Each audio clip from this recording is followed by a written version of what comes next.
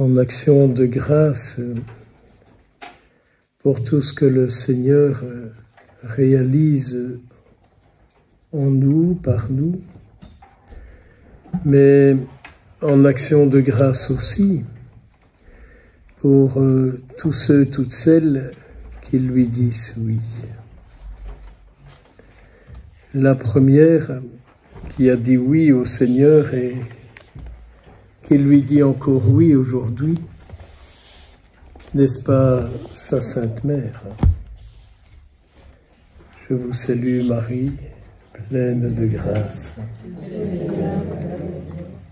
Vous êtes bénie entre toutes les femmes. Jésus, le fruit de vos entrailles, est béni. Sainte Marie, Mère de Dieu, priez pour nous pauvres pécheurs, maintenant et à l'heure de notre mort. Amen.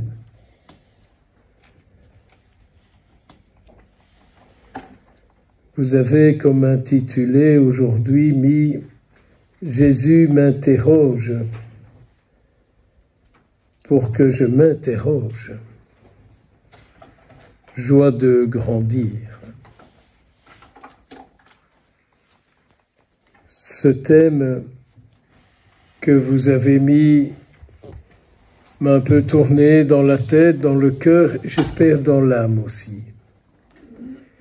Et un peu, j'ai dit à Jésus, mais qu'est-ce que toi tu leur dirais? Qu'est-ce qu'il vous dirait s'il était ici avec un droit de parole? Car peut-être que vous avez d'autres manières de voir, mais il me semble que la seule parole que Jésus a comme droit, c'est celle qu'il nous donne dans l'Évangile et que nous intégrons à notre vie. Notre vie devient sa parole.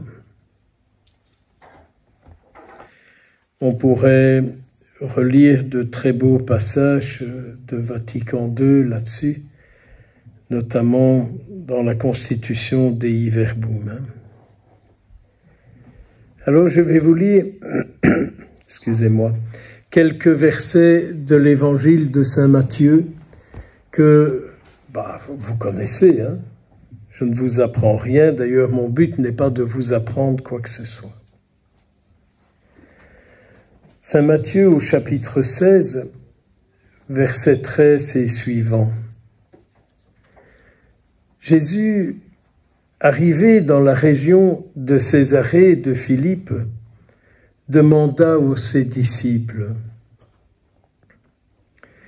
au dire des gens, qui est le Fils de l'homme?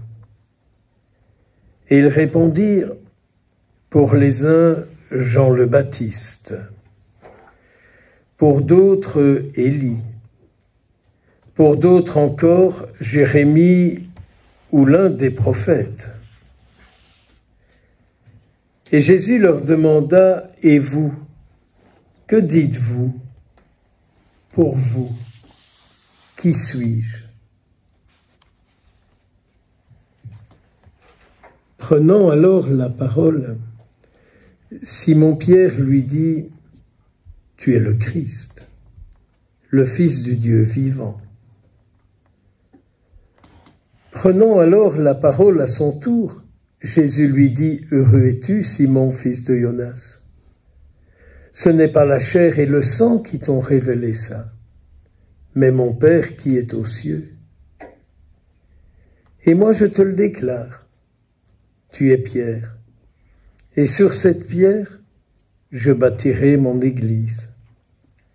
Et la puissance de la mort ne l'emportera pas sur elle. Je te donnerai les clés du royaume des cieux. Tout ce que tu auras lié sur la terre sera lié dans les cieux. Et tout ce que tu auras délié sur la terre sera délié dans les cieux.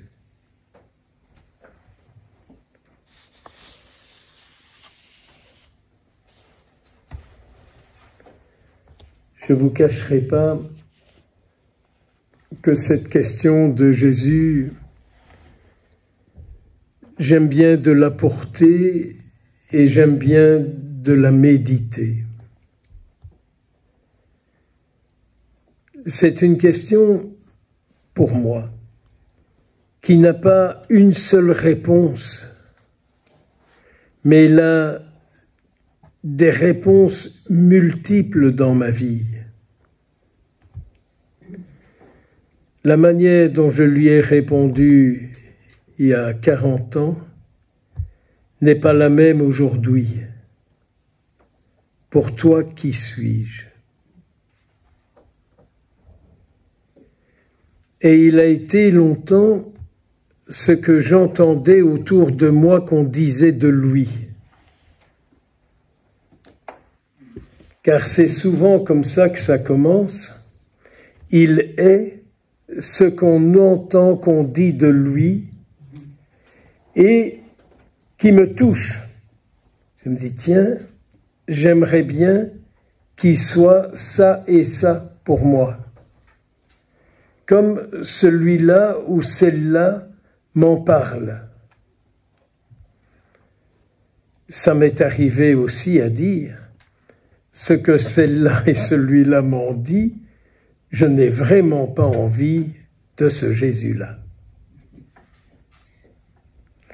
Donc, ça m'a amené à me construire ma photo de Jésus, si vous voulez.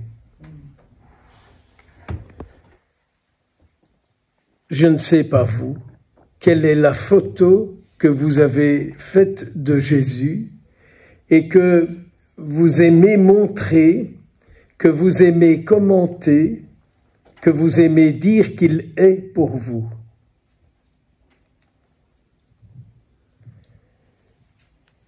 La vie étant ce qu'elle est, les circonstances de la vie étant ce qu'elles sont, à partir de cette première photo de Jésus, je regarde Jésus d'autres manières à travers les réponses que sa photo me donne. Car la photo de Jésus s'imprime en moi, comme en chacun de nous. Dans quelques jours, si vous participez au chemin de croix, il y a cette station où Jésus imprègne son visage sur le linge de Sainte Véronique.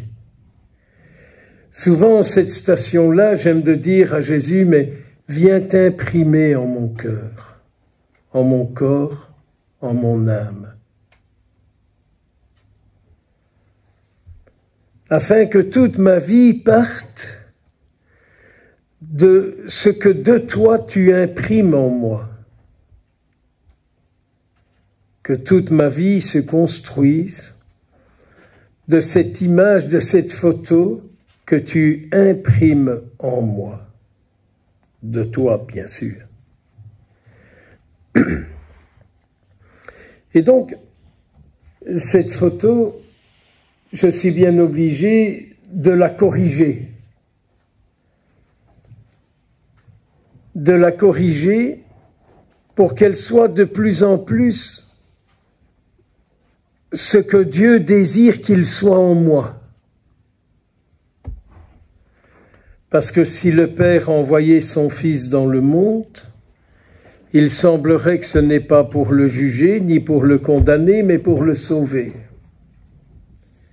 C'est un verset de Saint Jean que je vous recite. Dieu a envoyé son Fils dans le monde, non pas pour le juger, non pas pour le condamner, mais pour que, par lui, le monde ait la vie.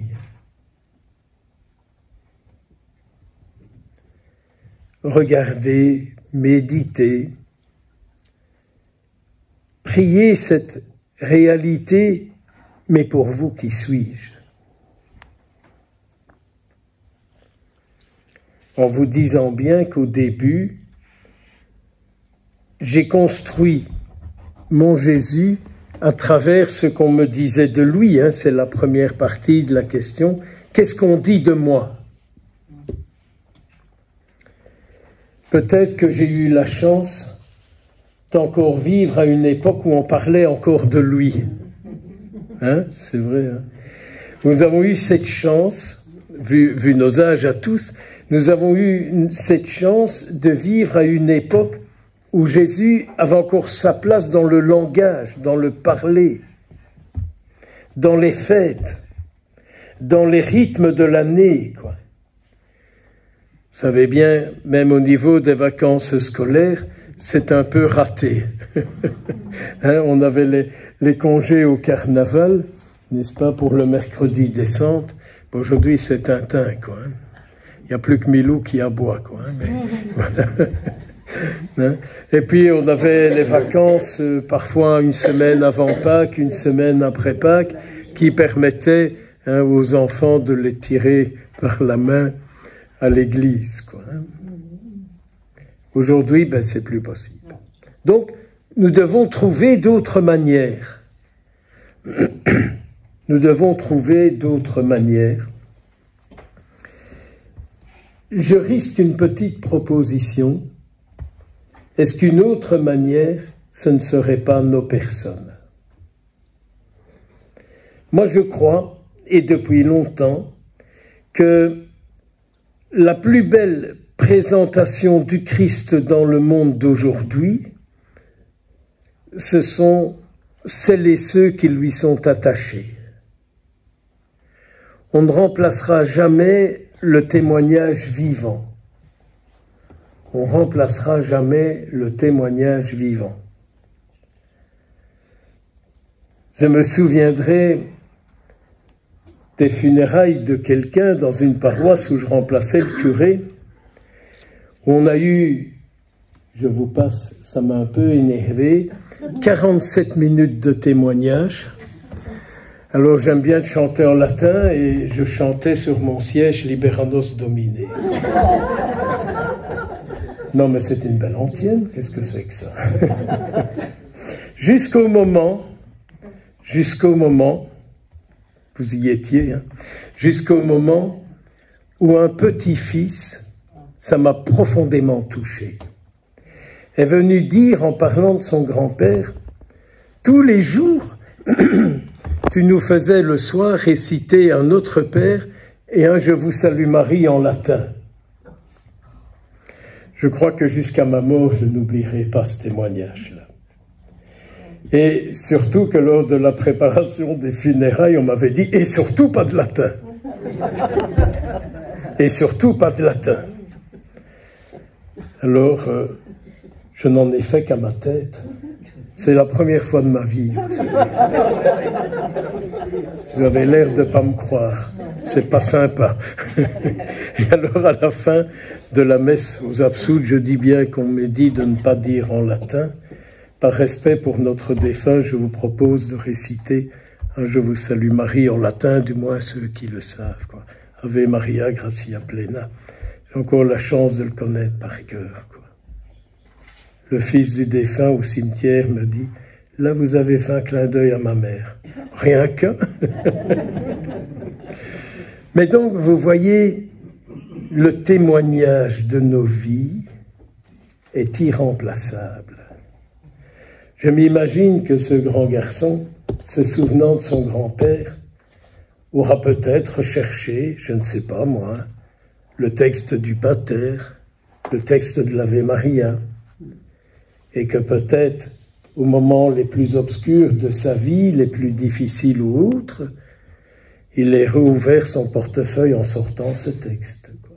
Ou son GSM avec tout ce qui est dedans, quoi.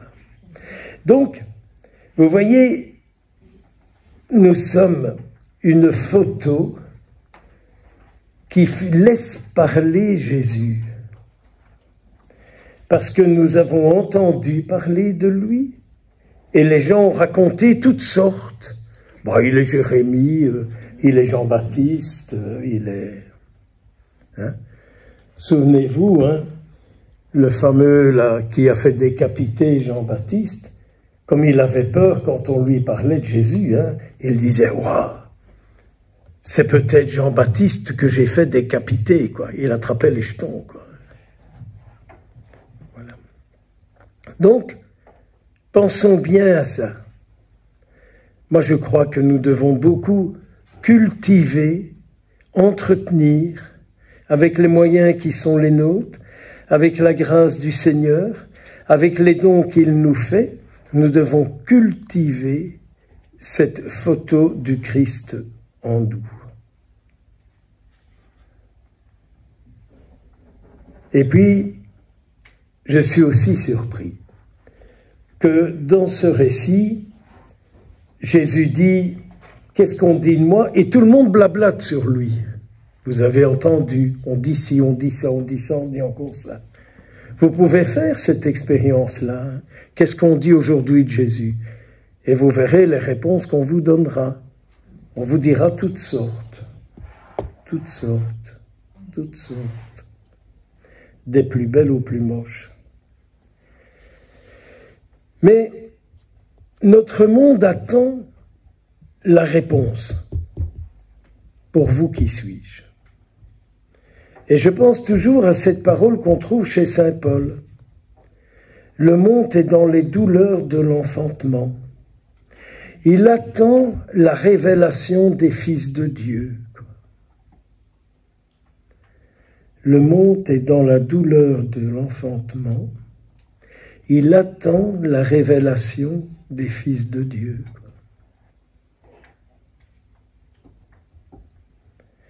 Et donc, si nous nous fixons notre âme, notre cœur, notre esprit là-dessus, le monde a besoin de notre réponse. Et avez-vous remarqué, dans ce récit, comme dans les récits synoptiques, Pierre est le seul à dire qui est Jésus. Pierre est le seul à dire qui est Jésus. Tu es le Christ, tu es le Fils du Dieu vivant. Tu es le Christ, tu es le Fils du Dieu vivant. C'est-à-dire, tu es loin de Dieu, tu es vraiment Dieu. Et si je dis à Jésus, tu es mon Dieu,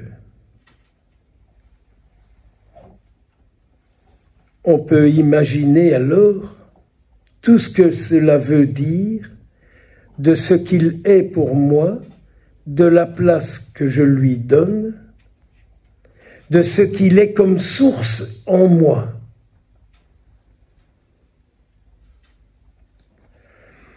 Il est ma référence de vie, il est le sens de ma vie. Il est, comme disait saint Augustin, plus intime à moi-même que moi-même. Tu étais là et je ne m'en rendais pas compte que tu étais là. Et Dieu sait si saint Augustin a fait souffrir sa mère. Hein? Mon Dieu, pauvre femme, qu'est-ce qu'elle a cru dans la prière, hein, sainte Monique. Et là aussi, c'est peut-être une grâce à demander, de croire que tôt ou tard, la prière pour la conversion trouvera sa réussite. C'est vrai que saint Augustin s'est converti sur le lit de mort de sa mère, mais la prière de sainte Monique, tout ce qu'elle a souffert pour que le Christ devienne la vie de son Fils, c'est encore les grâces que sainte Monique peut obtenir aujourd'hui. C'est une très grande sainte. Hein? Pour le monde d'aujourd'hui, c'est une très grande sainte. Il y en a encore une plus grande. Il y a encore une bien plus grande. C'est la Vierge Marie, hein, qui est venue à Beaurain en novembre 29, si je ne me trompe. 32, pardon, merci. C'est comme ça qu'on voit si on écoute. Hein. Merci de me corriger, merci. Et il y a une parole, j'aime beaucoup ce qu'elle dit, hein, Oui. J'aime beaucoup ce qu'elle dit à Beaurain, et entre autres, elle dit « Je convertirai les pécheurs ». Alors nous avons en tête le pécheur, celui qui fait le mal. Moi je dis, le pécheur, c'est celui qui souffre. Vous pouvez en dire ce que vous voulez, mais ça m'arrange bien, quand je pense à mes péchés, de pouvoir dire « ce sont mes souffrances ». Quand je pense à mes péchés, j'aime bien de dire « ce sont mes souffrances ». Car regardez que deux fois nous entendons, quand nous nous approchons de la Semaine Sainte et on est tout près, c'est nos souffrances qu'il portait, c'est nos douleurs. Eh bien, mes péchés, ce sont mes souffrances, ce sont mes douleurs que Jésus porte jusqu'au mystère de la croix. Et à Beaurain, elle vient bien dire « Je convertirai les pécheurs ». Et donc, quand j'y vais très souvent, même parfois la nuit, j'aime bien de dire à la Sainte Vierge « Je t'apporte celui-là, celle-là, qui souffre dans ce qu'il est enfermé et dans ce qui l'enferme. »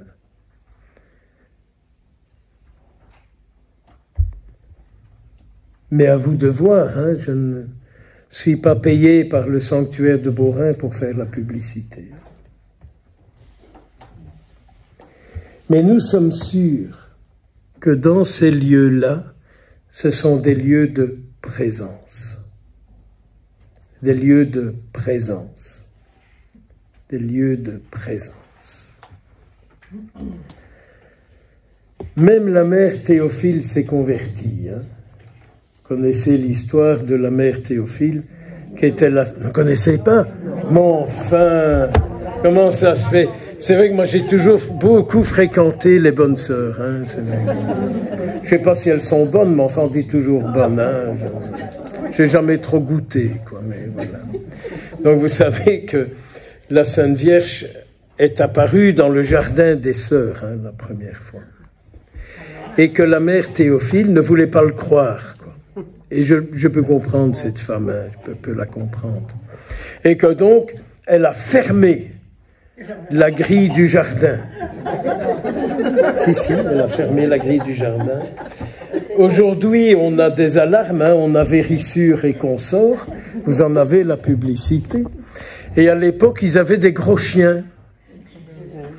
Et au moment où les gens se rassemblaient et tout ça, la mère Théophile lâchait les chiens dans le jardin, de deux grosses biesses comme ça, qui aboyaient et qui étaient impressionnantes. Impressionnant. Et au moment où la Sainte Vierge apparaissait, les chiens se foutaient à plat ventre et ils la fermaient, quoi. C'est vrai que le monde entier se tait devant ce que la Sainte Vierge dit. Il y a une symbolique, hein, là-dedans. Je nous rappelle que le symbolique, c'est l'opposé au diabolique. Hein. Symbolum, diabolum, si vous avez fait un peu doigt long, quoi, hein, vous voyez. Et donc, quand la Sainte Vierge est là, tout le monde se tait. Tout le monde se tait. Mais tout le monde se tait. Car il y a quelque chose intérieurement à entendre. Et la mère Théophile, à mon avis, elle devait douter un coup, la brave fille. Et elle a dit aux sœurs, vous pouvez regarder, mais derrière les rideaux. Quoi.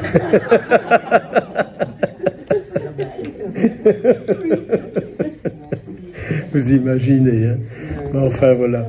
C'est amusant et c'est à la fois profond, quoi. C'est à la fois profond. Et là, quand elle dit « Je convertirai les pécheurs », elle montre son cœur, hein, un cœur en or. Un cœur en or. Vous voyez, et c'est Notre-Dame de Beaurain, j'entends qu'on en parle, qui nous a accueillis à l'entrée de la propriété. Mais donc, pour vous, qui suis-je? Quand je vous parle un peu de la Sainte Vierge, Jésus nous invite à aussi nous mettre en lien avec tous ceux qu'il aime. Tous ceux qu'il aime.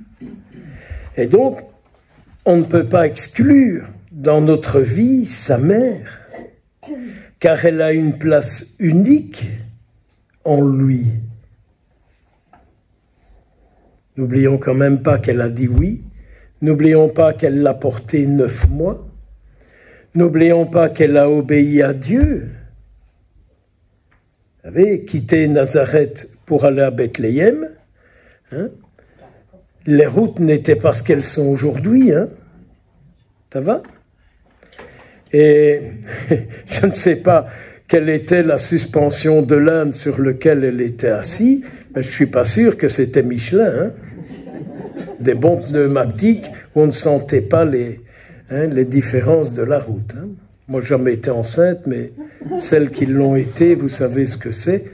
Même si la femme est l'égale de l'homme et l'homme l'égale de la femme, je n'ai pas encore été enceinte. Mais vu mon âge, ce sera peut-être plus possible. Mais donc, vous voyez un peu ça. Pour lui, elle a toujours obéi à Dieu. Alors j'aime beaucoup ça parce que je me dis, mais pour lui, à qui j'obéis? Pour mon fils, pour ma fille, pour mon conjoint, pour mes amis et pour moi-même, à qui j'obéis?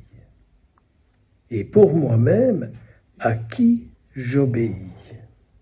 C'est beau, vous savez. C'est beau, méditer, prier. Méditez, priez, offrez-vous ces petits temps d'intimité. Et alors Pierre dit, hein, tu es le Christ, tu es le Fils du Dieu vivant. Sous-entendu, si tu es ça, comme tu es ça en moi, rien ne pourra m'arriver. Ce que Jésus est en moi me rend solide face à telle situation, face à tel événement, face à telle maladie, face à tel souci, face à telle inquiétude. Ce que tu es en moi fait qu'il ne pourra rien m'arriver. C'est votre profession de foi hein, qui compte. Votre profession de foi fait qu'il est ce que vous lui dites qu'il est. Méditez, priez, moi je ne sais pas malheureusement le faire à votre place, je peux le faire pour vous et avec vous. Il y a quelques jours, on a fêté la naissance de Saint Lucien-Marie, un petit saint du coin, et quand on lui disait « Vous prierez pour nous », Saint Lucien répondait toujours « Nous prierons ensemble ». Et c'est un homme qui a vécu toute sa vie au milieu des élèves, en égrénant son chapelet et en méditant les mystères. Car je nous rappelle que les mystères du rosaire nous donnent une connaissance de l'homme et une connaissance de Dieu. Quand on médite les mystères, c'est la connaissance de l'homme, la connaissance de Dieu, ou la connaissance de Dieu et la connaissance de l'homme. Mettez ça dans le sens que vous préférez, ça m'est complètement égal. Car c'est pour vous. C'est pour vous, c'est pour nous, et c'est pour eux. Alors, Jésus m'interroge, mais pour toi, qui suis-je? Qu'est-ce que le monde par toi entend de ce qu'il est? Au sens, bien sûr, du verbe être.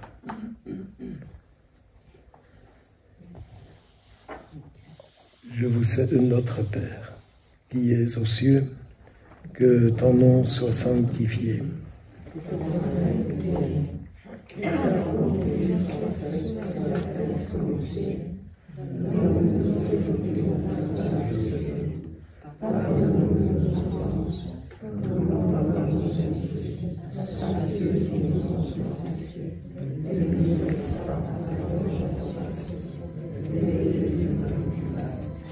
Au nom du Père et du Fils et du Saint-Esprit.